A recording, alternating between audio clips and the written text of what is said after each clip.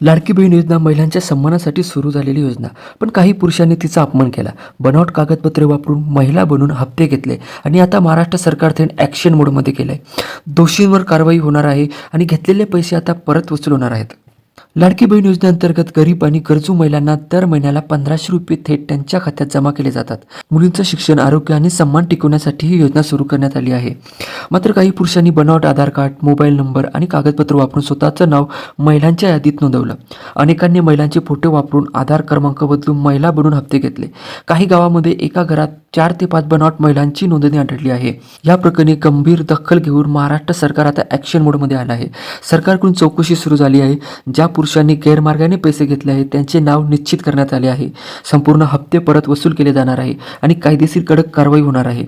सरकारने स्पष्टपणे सांगितले आहे की ही योजना महिलांसाठी आहे. त्यांचा अपमान सहन केला जाणार नाही.